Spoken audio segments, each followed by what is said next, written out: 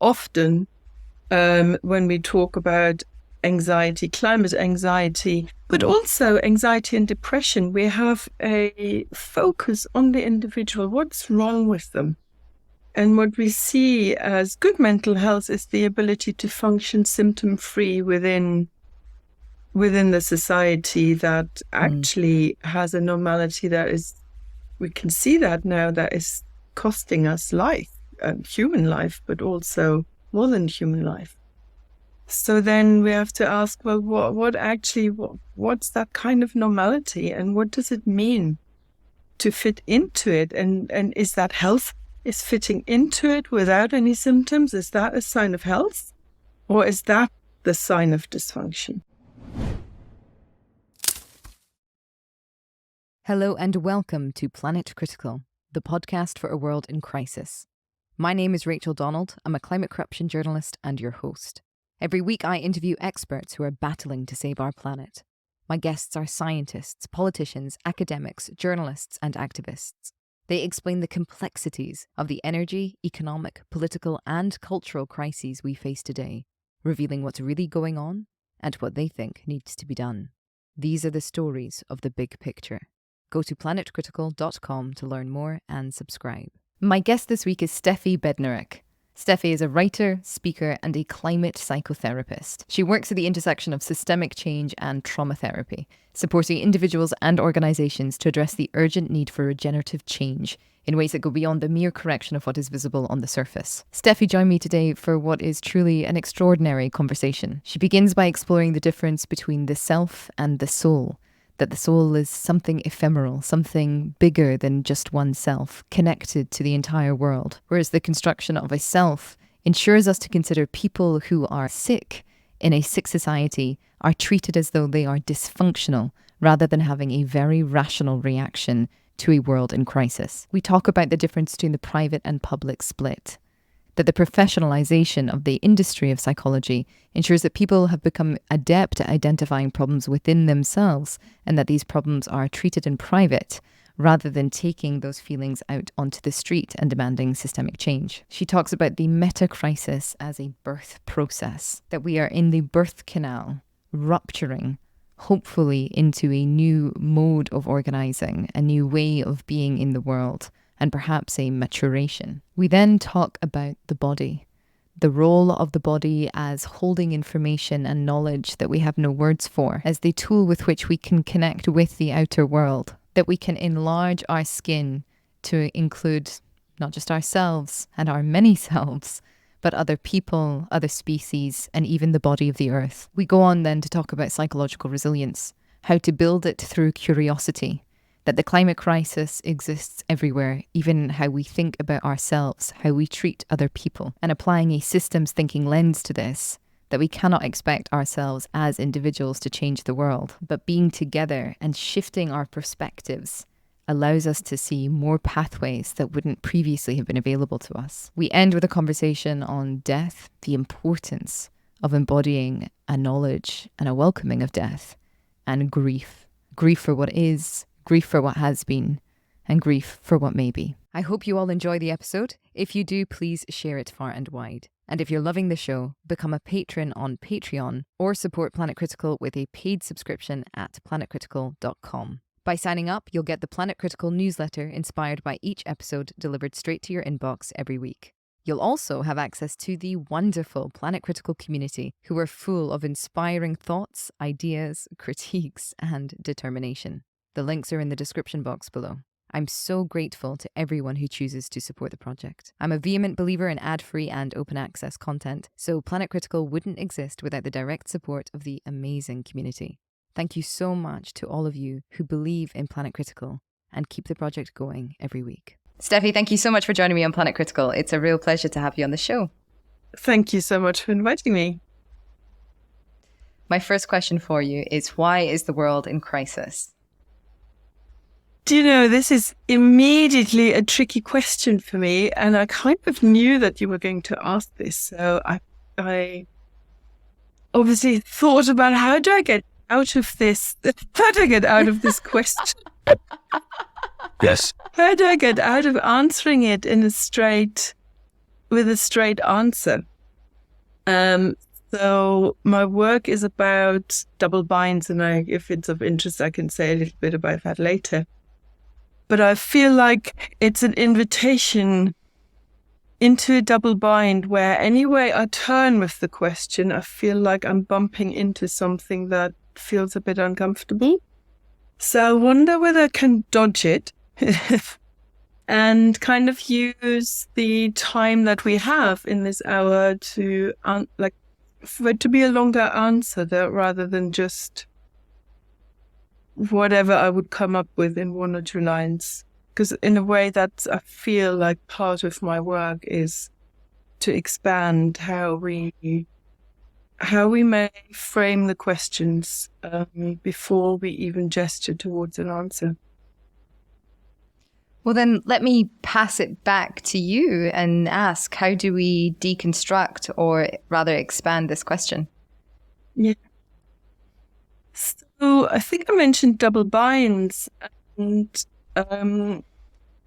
so for me, I see myself more and more in situations of double binds, and a double bind is a situation where the expectation, if I go with the expectation, I run into a problem. If I don't go with it, I run into a problem. If I voice the dilemma, I run into a problem, and there isn't really a good and straight way out of it. So my work tries to deconstruct the thinking and the mindset of modernity. And modernity likes to get to the nub of things. So to zoom in, to focus in. And it's okay to expand out a little, but ultimately we're heading towards what's the problem and what's the solution. And so with that, we miss a lot on the edges. And all of my work is about let's expand towards the edges and let's see what's countercultural. So, I think to do justice to the question, I feel like there would have to be so many multiple answers and multiple perspectives, which I hope we get to in this discussion, that it would be frustrating for the listener if I started to just go into monologue about that. So that's the double bind in a way, to respond to the format of the question. I'd have to be neat, not messy, sort of not concise. Not on Planet Critical. Great. So let's get messy. I mean, the idea of the question to speak to this plurality that you've just highlighted is that every person who comes on the show will give a different answer. And all of the answers are part of all of the answers. I figured that, yeah. Yeah. And still I wouldn't know what to say to you as an answer. Yeah. Yeah. So if you permit me to not answer, maybe answer at the end. All right. Well, then let's go to why are people in crisis? Let's talk about this interconnection of mental health and the climate crisis, climate anxiety, and this epidemic that we're seeing as a mental health crisis. And I'd also be interested to touch on how we are treating mental health as individualized set of issues rather than, quite frankly, I would argue, quite rational responses to a world that is in collapse. Absolutely. Well, as you said already, we live in a very individualized culture where we're zooming in on me as a person that there's an idea of the self which has replaced the notion of a psyche or a soul. And they're very different paradigms. So the word psychology, psyche is, so soul is another word for psyche, and soul is something that is much more ephemeral. I can't kind of contain it in my skin boundary. And the idea of soul is also something where I am in soul. I'm part of the soul of the world. And there's a constant communication between my environment and myself. And there's something that happened with the professionalization of psychology, which happened at the height of empire, really. Shocking. And so there's, and I think all of these ideas overlap as well. That we have professionalized something about an idea about what it means to be human. And of course, functioning within the capitalist paradigm also has to, my idea about what it means to be human, or how I need humans to be, and what my understanding of good mental health is within the capitalist and then later on a neoliberal paradigm, is highly political and politicized. And so the individualism is just part of the fabric of it all. And my profession, psychology, psychotherapy, mental health professions, I think we haven't asked enough questions about our own ancestry and our own collusion with a certain kind of paradigm. So often, when we talk about anxiety, climate anxiety, but also anxiety and depression, we have a focus on the individual. What's wrong with them? And what we see as good mental health is the ability to function symptom-free within the society that actually has a normality that is, we can see that now, that is costing us life, human life, but also more than human life. So then we have to ask, well, what's that kind of normality, and what does it mean to fit into it? And is that health? Is fitting into it without any symptoms, is that a sign of health? Or is that the sign of dysfunction? So that flips everything around.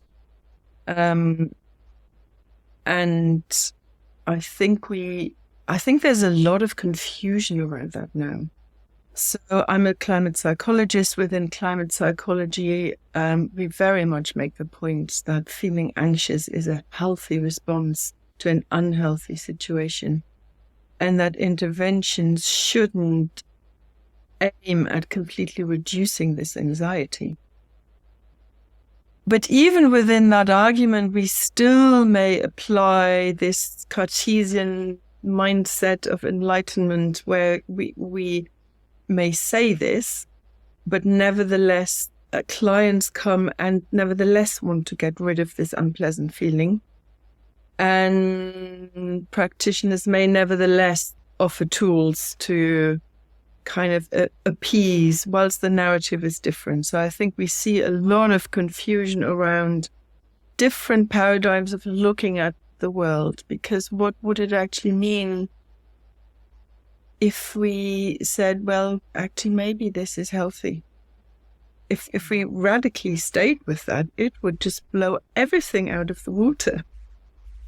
Because then change would be located somewhere completely differently. And I wouldn't finish this kind of argumentation of it's a healthy response with any tools at the end. Well, exactly. That's such an interesting premise, the collusion of the professionalization of psychology as an industry, even the sort of industrialization of this, in order to create fit people, healthy people, in order to fulfill a function, a professional function. And if we were to say, no, I cannot help you with your anxiety because you are having a rational response to an unhealthy world, then, I mean, it's almost a call to action in and of itself. Yes. So they were very exciting psychotherapists and psychologists who. So this is not new. For instance, James Hillman, a Jungian analyst, he talked about the fact that we shouldn't use our anger to bash cushions in the therapy room. We should take it out into the streets. And he co-wrote a book with Michael Ventura, and the title was "We've had 100 years of psychotherapy and the world is getting worse." So we're getting very good at locating the problems within ourselves and to take them into private spaces that no longer necessarily ask about my living conditions or my working conditions. And also, we have become very good at expecting certain things from our actual mothers that are just human beings within a society as well, whilst the greater idea and greater principle of Gaia, a sort of all-encompassing, more than human mother, has been completely kind of pushed to the side. So we're not turning towards something greater than human anymore to find the non-conditional relationship that we expect of our actual mothers, who are just fallible human beings.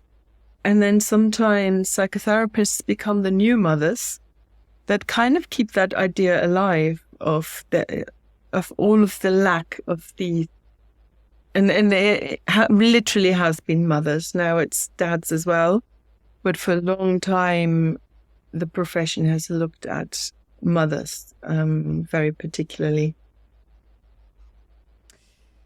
In the research I'm doing at the moment, I'm looking at how women are seen as the means of reproduction, cultural reproduction, ethnic reproduction, religious reproduction, and trying to insert that as a layer before the means of production, sort of the Marxist sense, and then try to use it as a tool to dig into the sense also of Earth as that original means of reproduction as well. And so I think it's very interesting that this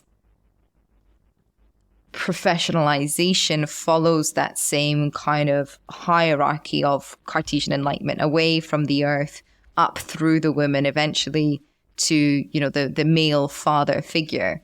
And almost an irony in that we are asking them to give something that is of emotional support, or these things that patriarchy has typically denied that the male caregiver be responsible for, much to the detriment of men as well. And a complete misunderstanding of, you know, our very human nature towards caretaking. And so I wonder then, I mean, how do we come back down and through that lineage to the Earth, but still taking the benefits that have come out of the privileges of, and I'm going to say it, I'm saying it, everyone, the privileges of capitalism in the global north, or the privileges of neoliberalism even in the global north, which has allowed us to escape the rigidity of patriarchy, if not its confines entirely. Because certainly I would love to see a world in which we do look to our mothers and our fathers, but also with respect to their elderhood and how that is connected to a sense of ancestry and lineage and connection with the Earth, who is the first mother and possibly also father. I've never thought about that before, but... Oh, I'm firing on lots of different kind of it's lots of different things that come up for me as I heard you, and I would love to hear more about your research. So what's come up for me is that the metacrisis that we're in is often also talked about as a threshold moment into a new paradigm, which can also, and I think I'm not the only one, has likened it to birth, a sort of birth process from one state into something that we can't know yet, because we're sort of in the birth canal. And so then there's something ultimately feminine, but very embodied about that process of birthing. That maybe a lot of women who've actually given birth know something about, because it kind of it bypasses planning. You kind of know that something is happening, but unless you have a medical procedure that you can time, there's an utter loss of control. And there's a great amount of pain that nobody would choose, but that is part of the process. And that beforehand, probably nobody or few people thought was possible to bear. And whilst you're in it, you find a way how to bear it, unless, of course, something goes really wrong. And then it is brilliant to have a medical profession that can help with that. So for me, that in itself, like the metaphor of birth, is a metaphor that brings both aspects together, where there's something innately animal, and not even human, but something that we have in common with other mammals, where something happens through our senses and our bodies, and something absolutely incredible happens that science can't explain. We don't really understand the origin of life and consciousness. Where does this come from? And where do we go when we die? And in that process, the medical profession has also been able to assist massively in this process of utter wonder. And so for me, this is something about two paradigms coming together. And I also thought about, I imagine you may have come across the work of Ian McGilchrist. Who talks about the importance of right hemisphere perception in a left hemisphere orientated world, and that it's not about one side winning over the other, but that there's something about the switch from our goal orientated, specific zooming in perception, a shift into a wider perception of life and each other and a relationship that needs to happen, where it's the right hemisphere that needs to be, to use his words in the title of his book, needs to be the master, and the left hemisphere provides the tools that we need for some specific aspects of that. And I think we've done it the other way around. And the same about, you talked about elderhood. And I feel like we're in a time where it's my generation and the generation before me, it's in that time that we've really kind of messed with the fabric of life in a really big way. And so I'm questioning about whether we're actually, I think we're in a time where we can speak more about olderhood rather than elderhood. Because to become an elder, there needs to be a maturation process. And for me, the maturation process happens also with bearing uncomfortable feelings, bearing uncomfortable situations, and getting away from a focus on the self to something more generative and collective, to be able to give rather than take. word that keeps coming back is our bodies. And to me, I see a real irony or paradox, almost like a code we kind of have to crack that speaks to this marriage of right hemisphere and left hemisphere, you know, details and abstract thinking, language and languagelessness. And that is that it is the biological confines of our bodies. The fact that my biggest organ, my skin, is sort of holding the rest of me in place. And it is because of that organ holding the rest of them in place that I move through the world like an individual. And yet, in so much of what I hear, certainly the therapy that I've done in my life as well, and from everything I'm researching at the moment, this thing that keeps coming back is we need to get back into our body. We need to stop trying to escape our body, and reconnecting with the body is almost the first step towards reconnecting with the material realm, with that which is mortal, with that which is cycles, and also then connecting with our wider body, the more than human world and the earth itself. And this seems to be a very a tender paradox that is quite difficult to contend with. The very tool, and actually I challenge my own use of that word, but we'll leave it for now. The very tool with which I can get to a sense of something deeper and bigger is also the thing that constricts me or confines me to individuality, in a sense. Is it though? To know. Because our bodies, when we go to sleep, we also dream.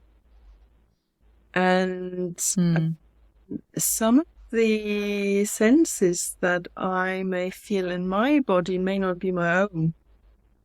And the left hemisphere thinking may define them as my own, but I think we have this incredible capacity for, just for lack of a better word, call it empathy, but it's a feeling with other. And I can feel emotions that don't originate in myself, in my body.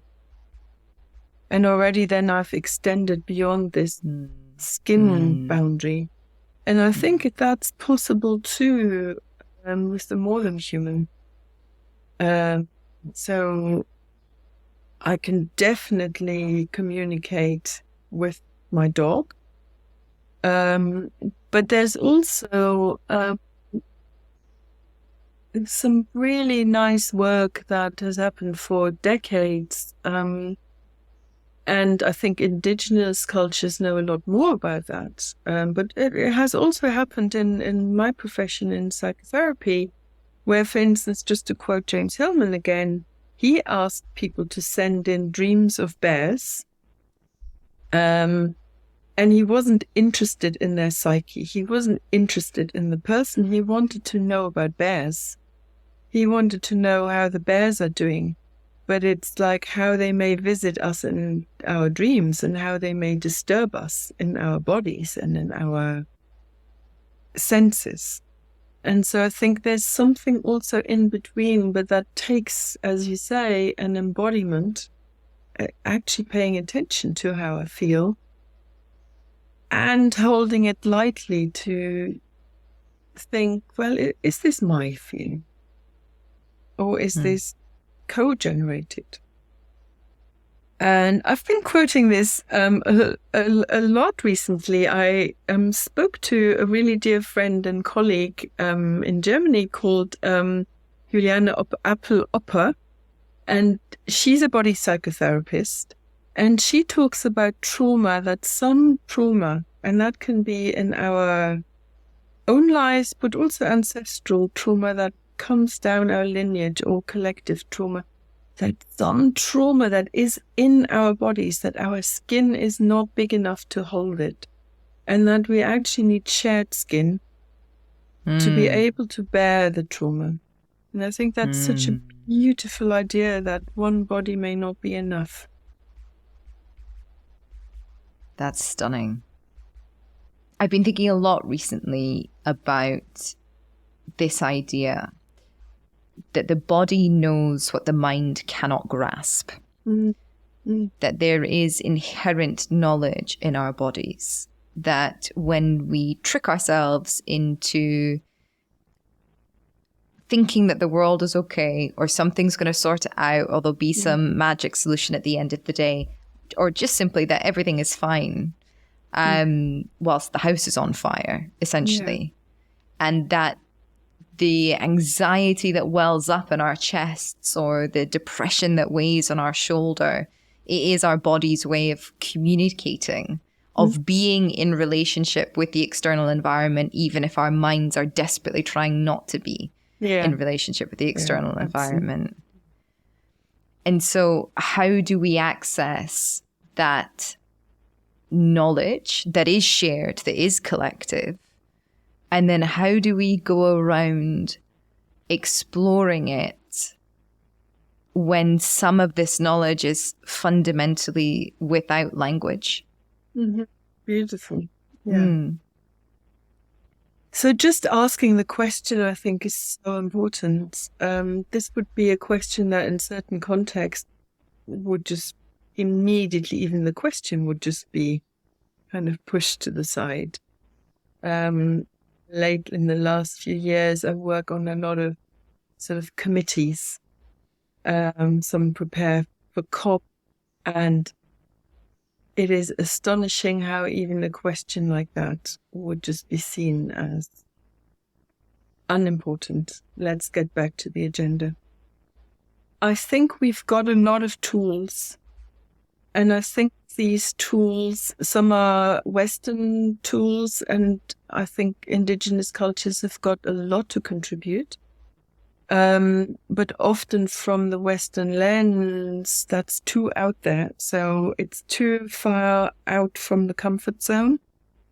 So that tools that are not, that don't come in a Western language aren't really recognized as something that could be anything useful for me as the sort of Western mind, or somebody who's been socialized into a Western mindset. And funnily enough, I think actually the work of Ian McGilchrist is quite a good example of that, because what he's saying is actually not in a wider context, in a non-Western context, it's not that groundbreaking. I would think that a lot of non-Western cultures would think, yeah, and we've been saying this for millennia. But it is groundbreaking for us. And it's maybe not surprising that we need to hear in an incredibly academic kind of way. His books are very dense. You can kind of use them as a weapon.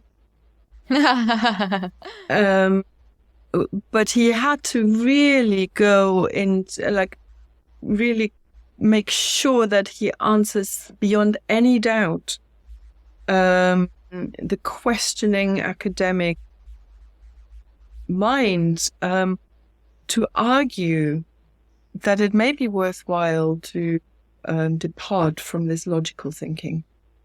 So the fact that that's another sort of as if example, that we have a mind that kind of wants to hear it in very rational ways, where we kind of have lots of graphs that prove, and lots of scans that prove a point. And so one way of working with that would be to acknowledge that most people who've been socialized into that hunger for the answer, that hunger to have everything explained in rational perspectives, is a part that probably most of us who've been growing up in this culture will have, but it's only one part. It's a part that is very easy to identify with, so that when I speak of I, that I speak from that part.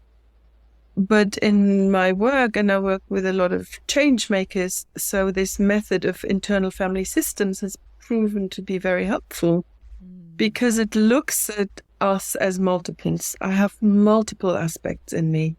And these different parts that I hold can be in conflict with each other because they hold different values and they hold different needs and they hold different intentions.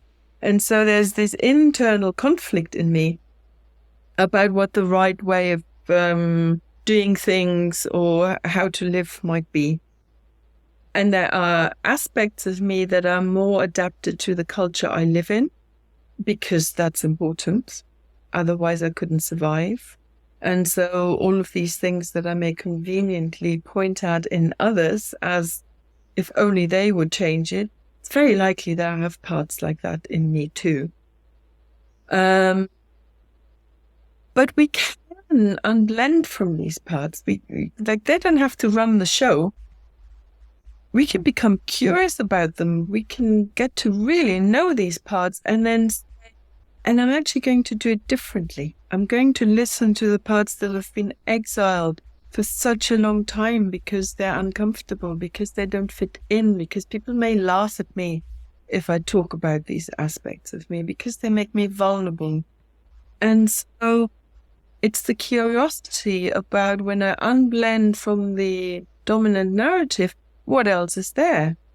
And what is on the margins, both in terms of my own psyche, but also what do we collectively put to the margins? And how can we team up with the people who are willing to take the risk and become more curious? As Martin Shaw says about all the 1,000 shimmering secrets that lie hidden, but in waiting. That's beautiful. I feel like this leads us very wonderfully onto psychological resilience.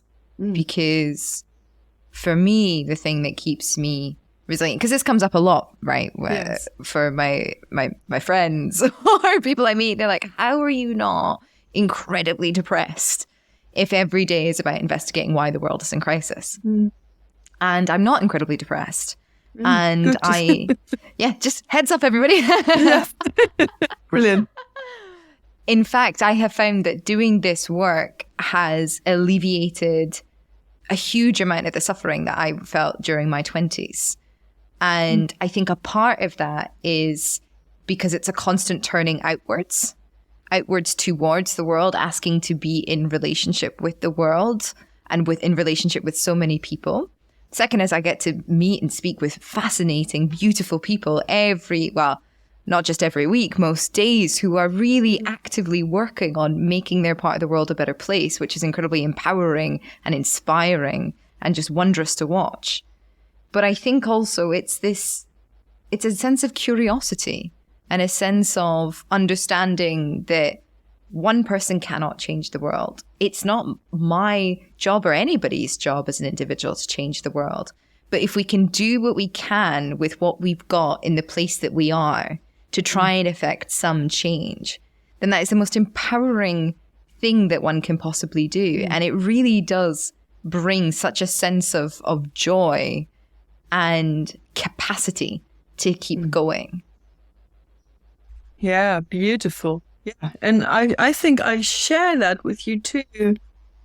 And I loved what you said about it's a shift of perspective between the heroic kind of solution-driven attitude that kind of latches onto one solution and kind of pushes that forward as the answer, to a perspective that is wider and that sees where am I in part with the system, and where is the metacrisis, or where is climate change? Is it just an excess of CO2 in the atmosphere, or is the crisis just in the war in Israel and Gaza, or and then I can also see it's in everything. It's in the way I think about myself. It's in the way I relate to others. It's the way I do relationship. It's in the education system. It's in the banking system. It's in the nuclear families. It's the way I go shopping. It's the way I don't want to see what the consequences of my actions are. And so, of course, I can't change it all at once, but I can do a lot because I'm in touch with all of these things. And like you, well, actually, for me, it started off with not feeling great because I did feel like there was a real awakening, and I didn't have that many people that really wanted to listen, and that had the capacity to stay with it and not to immediately want to reassure me. Yeah. But that in itself has become a new compass of discernment of where. So I love that expression from Prigogine, who used the expression of small islands of coherence in the sea of change. So where are my small islands of coherence that I can connect with? And like you, it has become such a source of joy. And that just incredible things are suddenly possible. And some of them were strangers because we recognize each other. And I don't look for these small islands of coherence necessarily in large groups of like professions anymore. It's not within my profession. It's in small recognitions of people, and often they come in all sorts of different disciplines that I thought I would kind of never collaborate with somebody in the banking system or. But it's finding the outliers, the people who are on the edges of the center. And often a lot of these people are actually having a hard time. But when we find each other, literally, I think some magic can happen. And it's absolutely beautiful. And what emerges is often different from what I thought would emerge, but some great collaborations have come out of that. I like to think of reality as relational in every sense of the word, and it's backed up by, quantum physics and all of this. And so it is how we build new realities, is building new relationships and restructuring our current relationships. And I like to see every relationship as part of a web that becomes a net with which to catch other people, with which an old thing can collapse into. And a web has holes so things can fall through that no longer serve us. But this idea that we have this capacity to hold the weight of the world and sew it again or make it again, and that it is a tapestry, it is interconnected, it is woven. And even that idea of there being a center and there being people on the edges. If you take, a circle, say that shape is a circle, and you turn it into three-dimensional, then it just means that we're zoomed too far in to think that one part of it is the center, because all parts of it are the center. And so by building relationships on what looks like the edge, we can create new centers together. Yes. Yeah, beautiful. And in a way that works with systems thinking, because a system is wherever I place the boundary. And the boundary is permeable, or the boundary is flexible, depending on where it's useful to have a boundary. But even my skin level, it's what do I define as me?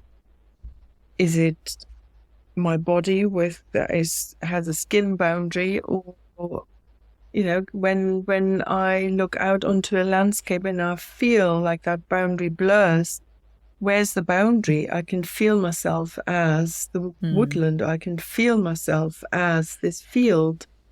When I see my dog run through really high grass in a meadow, I can almost feel the grass touching my own body. So where is the me? Where do I place that? And you were asking before about resilience. For me, resilience lies in this keep changing the perspective. And the more I see, the more path will open that otherwise I wouldn't even have noticed. And That's if I may, please. one of the things that feels important to me is to include death into that. So earlier we talked about the body.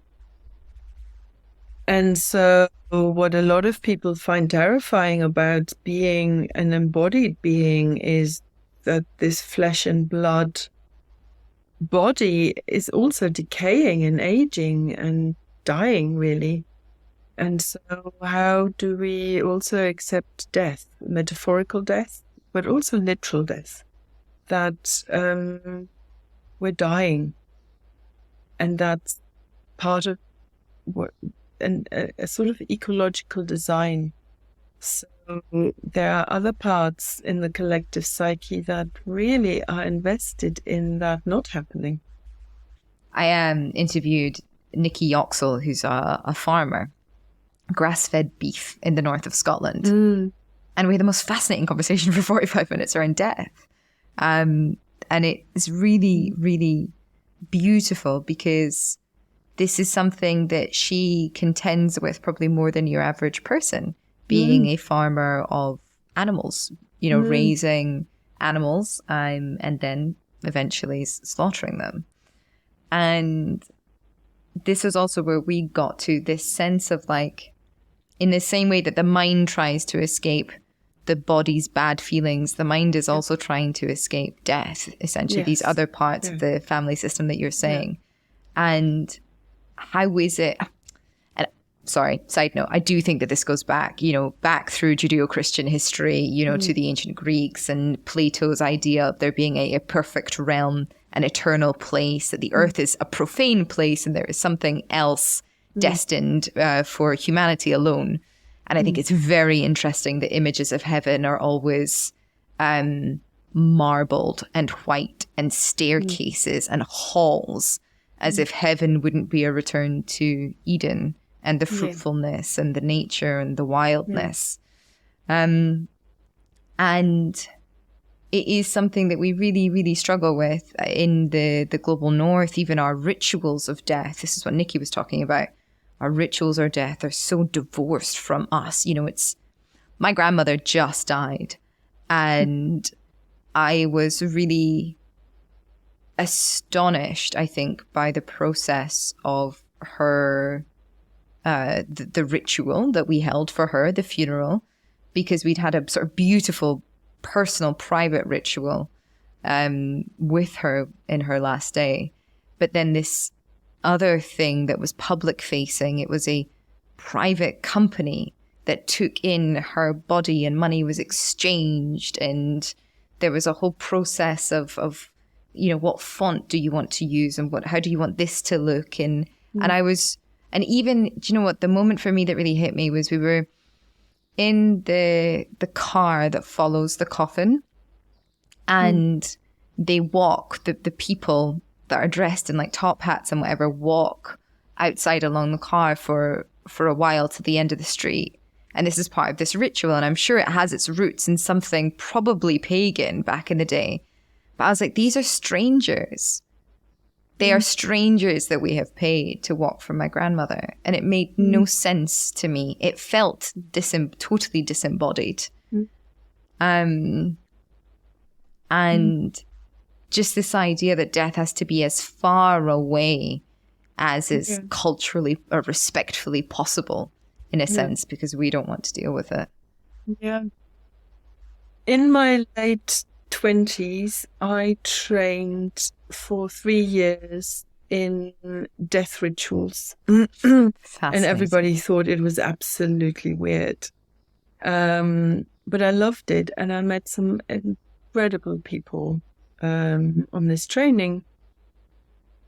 And the person who ran it was from a Greek culture, and he did his PhD research on the difference of Southern cultures, because when he then moved to Germany, he was shocked about the absence of grief and exactly what you described.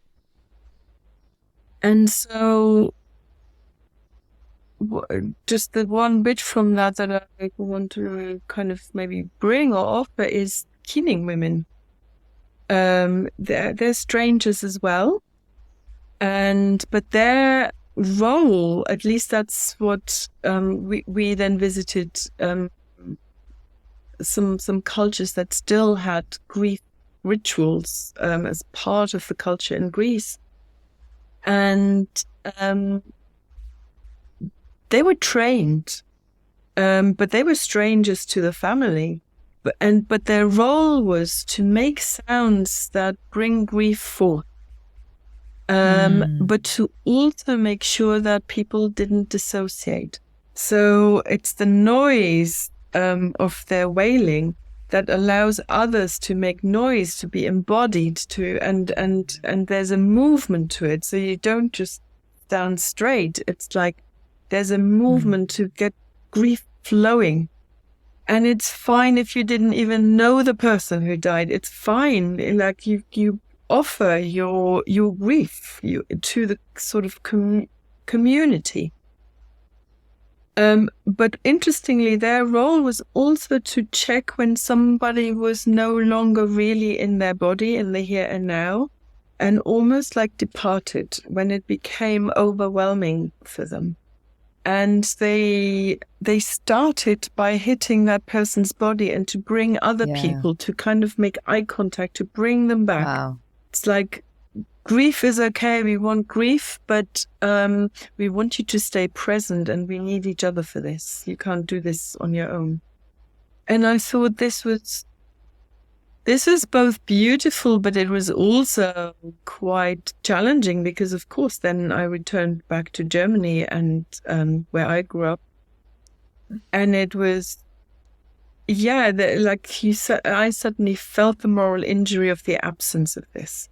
And I recognized that my body is actually attuned. I feel like my nervous system is actually craving for connection like that.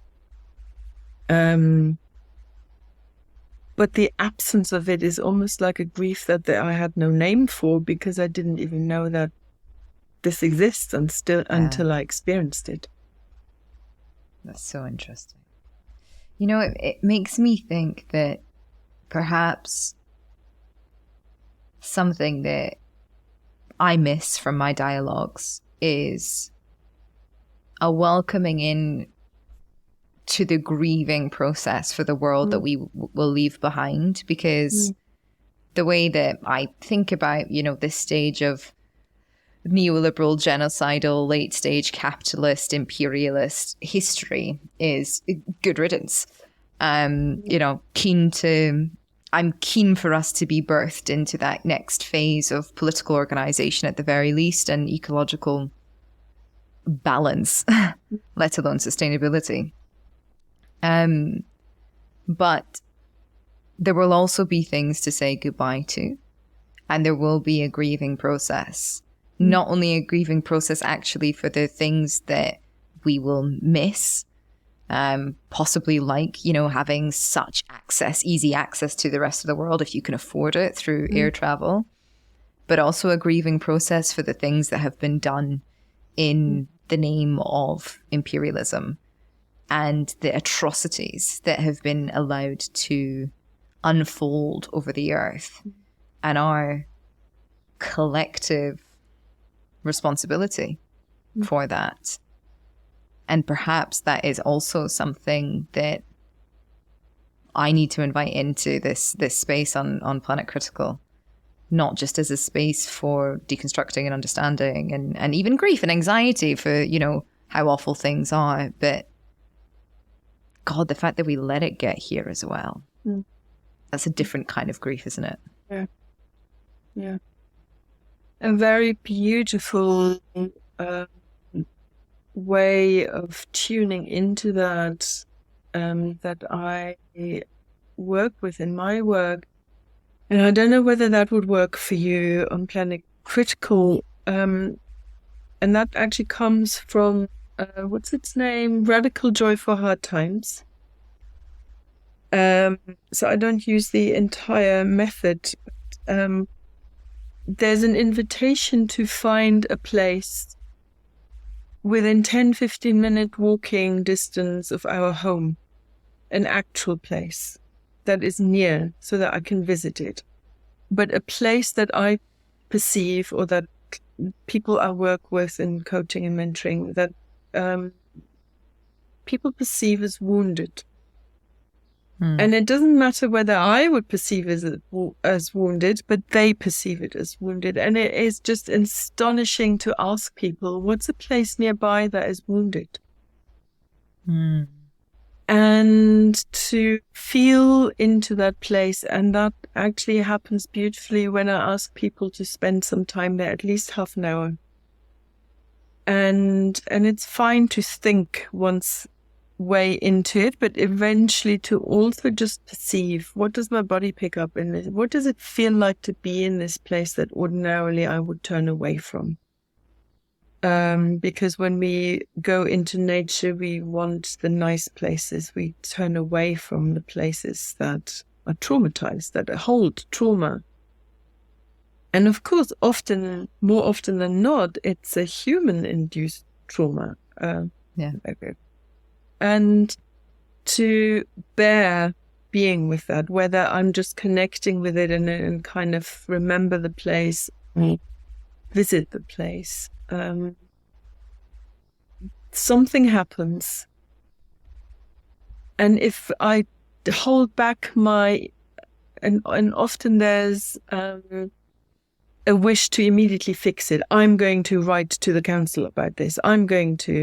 So all of that is good. There's nothing wrong with that. But to initially hold back that urge to immediately fix it and to just bear to be with it. And in my experience, what happens is that for a lot of people, that boundary between my wound and the wound of that place starts to blur. And that I can learn a lot about how to tend to my wounds by tending to the wounds of that place. Again, not in terms of fixing, but in noticing. Thank you. I encourage all listeners to try that. Steffi, this has just been a remarkable conversation. Thank you so much. I loved it. One more question for you, which is, who would you like to platform? I'd love to platform Dan Gretton. He wrote a book called I, You, We, Them, I think. It's quite a big book, but I just found it so remarkable and eye-opening in lots of different ways. So Dan has written about the existence of desk killers. And that's a literal translation from the German. There's a word which means you sit at your desk and you kill with your pen and paper. And so that's what he wrote about. And he studied the bureaucracy of the Nazi regime and looked at how a lot of that compartmentalization that was used in order to get individuals to just focus in on their task, just their bit of the operation, how this is used in modern corporations now that commit ecocide. And he describes this in such a compelling way. Whilst he's not a psychotherapist, he is an arts activist. But he has used his own humanity, his body, his friendship, to kind of allow the listener to stay embodied and to stay kind of alive instead of deadening and dissociating when reading about absolute atrocities that he describes. So I would really recommend it. I think it's an extraordinary book. Thank you so much. Steffi, this was marvelous. Thank you. Good. Well, thank you so much for your time and for the conversation. I love talking to you. And I love the work you do. Thank you for the work you do. Thank you so much. If you want to learn more, I've put links to everything in the description box below.